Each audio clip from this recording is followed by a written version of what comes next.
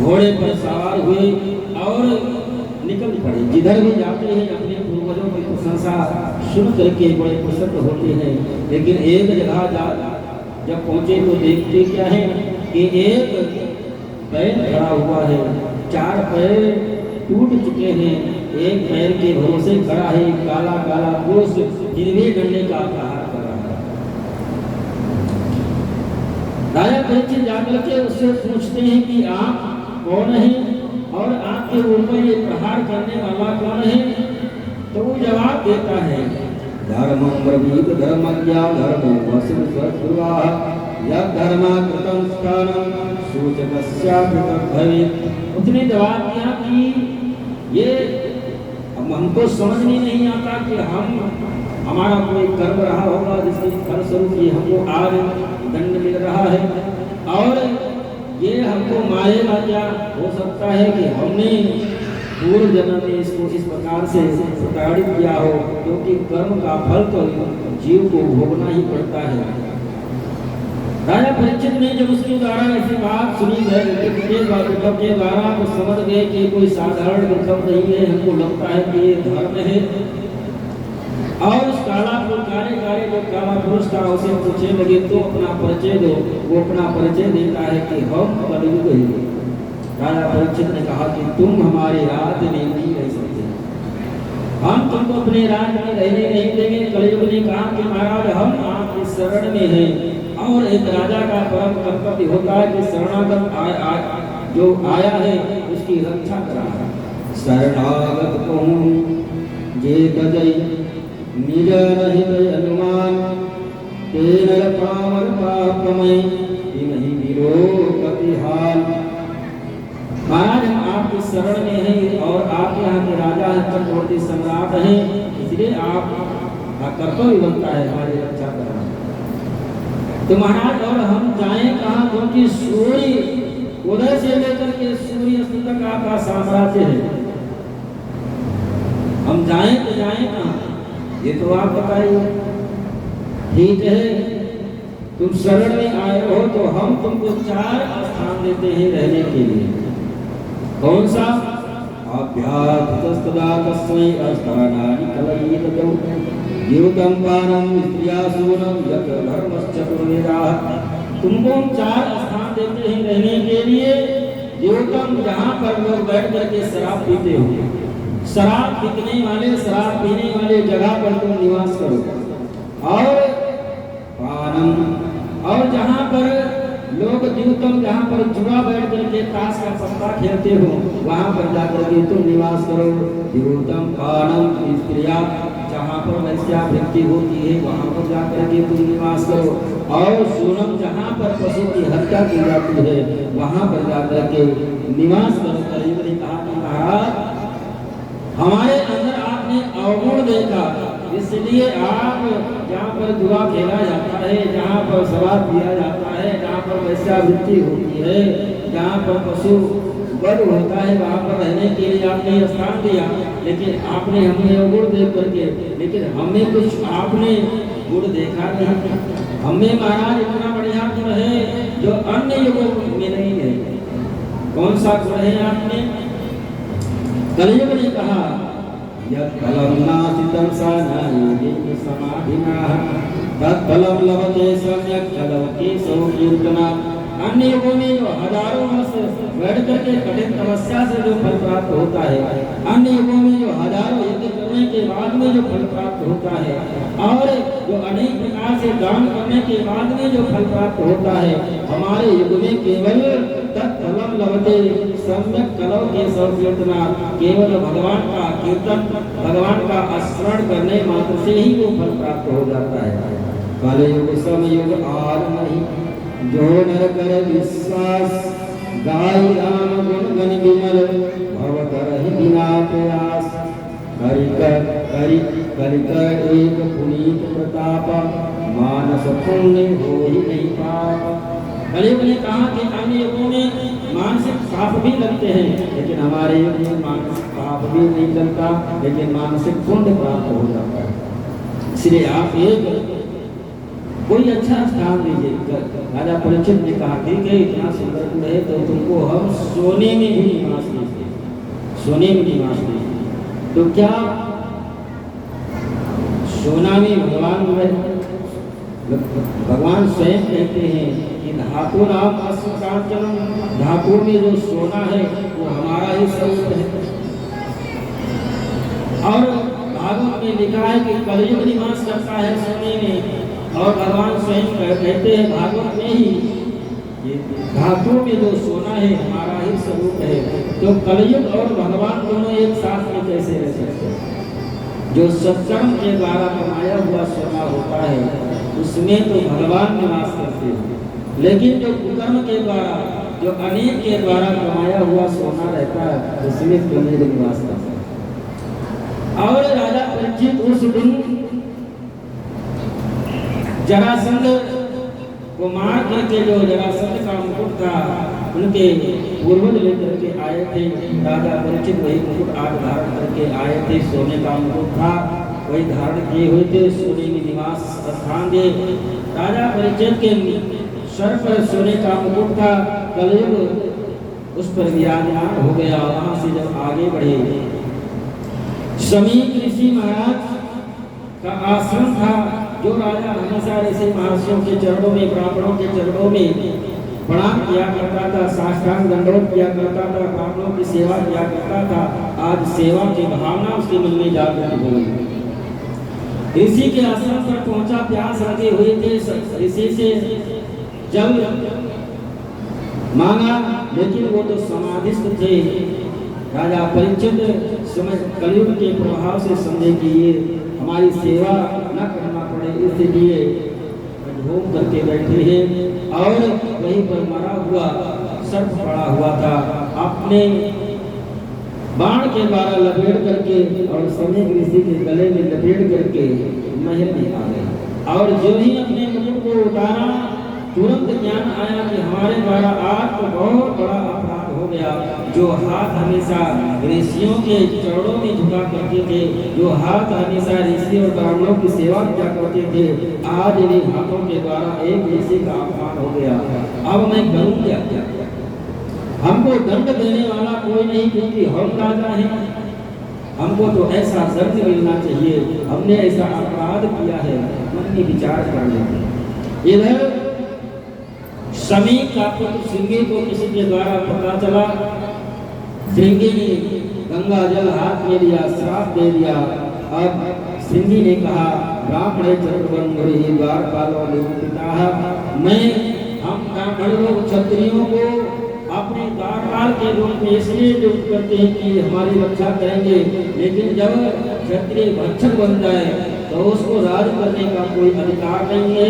श्रृंगी ने श्राप दे दिया, वितलंघित मर्यादा तक्षकासन कर दिया। जिस सर्प को आप महाराष्ट्र करके हमारे पिता के गले में डाले हैं, वही तक्षक सर्प आपके 7वें दिन तुमको डसेगा, तुम्हारी मृत्यु हो जाएगी। श्राप दे दिया। समीक के पुत्र श्रृंगी जब वापस पिता के पास में आए, रोते हुए समीक ने आवाज सुनी बेटे के रोने की, समाधि फूटी। क्या हुआ बेटा? श्रृंगी ने सारी बात बताई कि आपके गले में परीक्षित मरा हुआ संसार करके चले गए थे, लेकिन जैसा उन्होंने अपराध किया था मैंने उनको दंड दे भी दिया। कैसा दंड? मैंने दंड ये दे दिया कि आज के 7वें दिन को तक्षक सर्प डसेगा, उनकी मृत्यु हो जाएगी। महाराज समीक ने कहा कि बेटा तुमने बहुत गलत किया, क्योंकि अब आने वाले समय में राजा परीक्षित के समान राजा इस धरातल को नहीं मिलेगा। परीक्षित के बाद में अब इस पृथ्वी को जो भी राजा आएंगे वो प्रजा को चूसने वाले, प्रजा के खून को चूसने वाले आएंगे। अब प्रजा का पालन पोषण करने वाला राजा इस धरातल को नहीं मिलेगा। आपने बहुत गलत किया, क्योंकि आज के काल में जो भी राजा होंगे सब केवल प्रजा का भक्षण करने वाले, प्रजा को प्रताड़ित करने वाले, प्रजा के खून को चूसने वाले होंगे। लेकिन अब साथ दे ही दिया है तो उनके कल्याण को उपाय भी करना चाहिए। समीप अपने शिष्यों को भेजते हैं कि राजा परीक्षित को जाकर के बता दो कि आज के 7वें दिन सर्पदंश से उनकी मृत्यु होगी, अपने कल्याण को कोई उपाय कर ले। राजा परीक्षित जब ये सुना कि आज के 7वें दिन तक सर्पदंश से मृत्यु होगी, गंगा जी के किनारे आ गए। सभी ऋषि महर्षियों को उनको पता चला, वो भी सब आ गए। राजा परीक्षित के कल्याणार्थ अनेक उपाय सब सोच ही रहे थे, तब तक श्री सुखदेव जी महाराज का आगमन होता है। तत्र भगवान व्यासपुत्रो यदुक्षया गामहामूर्छा फलच्छलिंगो जलावतुष्टो वृत्तश्चवारै अवधूतदेशा। श्री सुखदेव जी महाराज का आगमन हुआ। सभी ऋषि महर्षियों का स्वागत करते हैं। राजा परीक्षित सुखदेव जी महाराज के चरणों में प्रणाम करके निवेदन करके उनका पूजा करके आसन पर बैठाए। राजा परीक्षित कहते हैं कि महाराज हमारी सदगति तो होगी, क्योंकि हमको एक पूर्ण विश्वास है। एक तो हम गंगा जी के किनारे बैठे हुए हैं, दूसरे ये वशिष्ठ अत्रि दुर्वासा अंगिरा इतने बड़े बड़े ऋषि महर्षि जी के सानिध्य में बैठा हूँ, हमारी सदगति तो निश्चित रूप में ही होगी ही। और अब हमको पूर्ण विश्वास हो गया कि अब हमारी सदगति हो ही जाएगी, हम सदगति भगवत धाम को प्राप्त हो ही जाएंगे। श्री राजा परीक्षित सुखदेव जी महाराज के चरणों में प्रार्थना करते हैं, वंदना करते हैं। आइए तो लाइन हम लोग भी सुखदेव जी महाराज के चरणों में प्रार्थना कर लेते हैं। इसके बाद में श्री सुखदेव जी महाराज से राजा परीक्षित प्रश्न करेंगे, उनका उत्तर कल से प्राप्त होगा। समय थोड़ा अधिक हो ही गया है, समय का ध्यान रखते हुए ठीक 7 बजे आप लोग आ जाए। 7 बजे से 10, सवा 10, साढ़े 10 बजे तक हरि कथा सुनाने वाले, गोविंद कथा सुनाने वाले, तुमको लाखों प्रणाम, तुमको लाखों प्रणाम, तुमको लाखों प्रणाम, तुमको लाखों प्रणाम। हरि कथा सुनाने वाले, गोविंद कथा सुनाने वाले, तुमको लाखों प्रणाम, तुमको लाखों प्रणाम, तुमको लाखों प्रणाम, तुमको लाखों प्रणाम। हम भूल रहे थे मन में, पल को बैठे थे तन में, हम भूल रहे थे मन में, पल को बैठे थे तन में। प्रभु राह बताने वाले, प्रभु राह बताने वाले, तुमको लाखों प्रणाम, तुमको लाखों प्रणाम, तुमको लाखों प्रणाम, तुमको लाखों प्रणाम। एक विषयो गाए प्याला, जा रहे थे हमके गाना, एक विषयो का प्याला, जा रहे थे हमके गाना। अमृत पान कराने वाले, रंग सुधा पिलाने वाले, तुमको लाखों प्रणाम, तुमको लाखों प्रणाम। हरि कथा सुनाने वाले, गोविंद कथा सुनाने वाले, तुमको लाखों प्रणाम, तुमको लाखों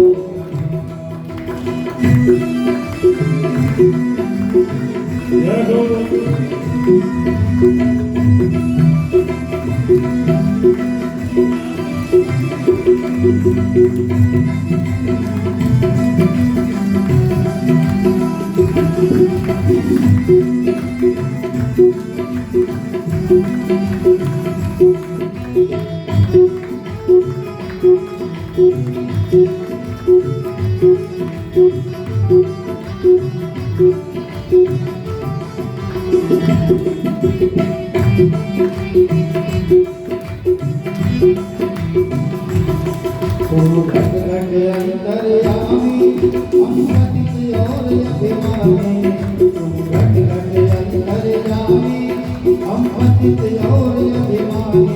प्रभु दर्श कराने वाले,